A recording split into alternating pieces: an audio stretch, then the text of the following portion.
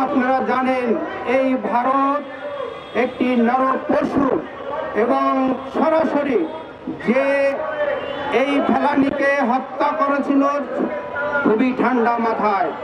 যে ফেলানি তার পিতা আপনারা শুনেছেন যে ওপারে সেই ইটের ভাটায় উনি চাকরি করতেন, চাকরির সুবাদে এই ফেলানি নিয়ে বিয়ার আলোচনার জন্য বাংলাদেশে আসছিল।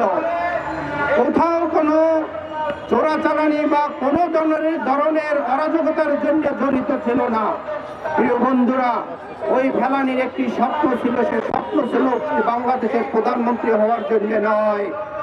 যেই স্বপ্ন ছিল একটি কুড়ে ঘরের ভিতরে বিবাহ হলে তার একটি রঙিন স্বপ্ন হবে, ছোট একটি সংসার হবে।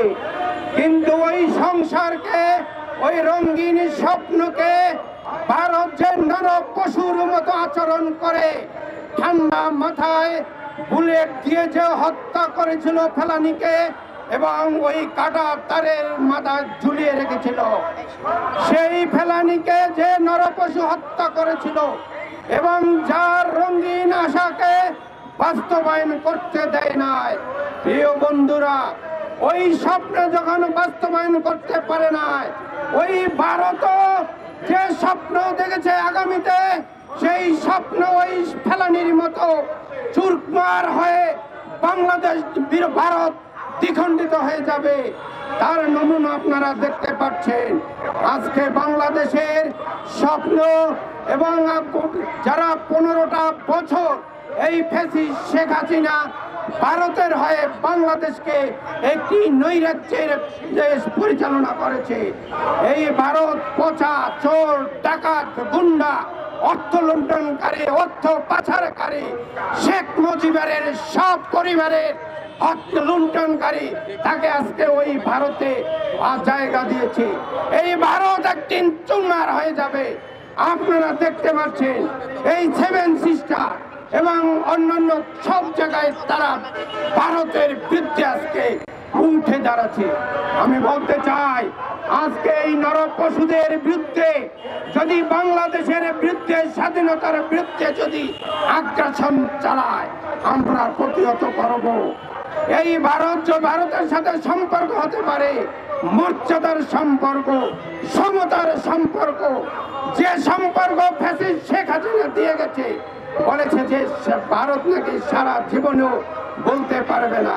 কিন্তু আজকে বলতে চাই, আজকে যারা ক্ষমতায় আছে, সেই ক্ষমতায় যদি অন্তর্বর্তীকালীন সরকার আগামীতে যদি ভারতের সাথে সম্পর্ক অক্ষুণ্ণ রাখতে হয়, আমাদের পানির ন্যায্য হিস্সা বাংলাদেশের প্রতি সমতা এবং মর্যাদার ভিত্তিতে সেই সম্পর্ক হবে। প্রিয় বন্ধুরা, এখানে দুদু ভাই আছে, হাবিব ভাই আছে, তারা বলবেন। পরিশেষে শুধু একটি কথা বলতে চাই, আমাদের বাংলাদেশ ওই মেধা শূন্য করার জন্য ভারত 14 বছর আধিপত্য চালিয়েছে, সাম্রাজ্যবাদ চালিয়েছে। সেই সাম্রাজ্যবাদের বিরুদ্ধে যাদেরকে শেখ হাসিনা হত্যা করেছে, ওই ভারতের প্রেসক্রিপশনে ওই শেখ হাসিনাকে আওয়ামী লীগের কুলাঙ্গারদের এইখানে বাংলাদেশে নিয়ে যদি আইনে যথাযথ ফাঁসি দেওয়া হয়, তাহলে বাংলাদেশ হবে রাহুমুক্ত, বাংলাদেশ হবে বিপদ মুক্ত, বাংলাদেশ হবে পাপ মুক্ত, বাংলাদেশ হবে একটি রঙিন বাংলাদেশ।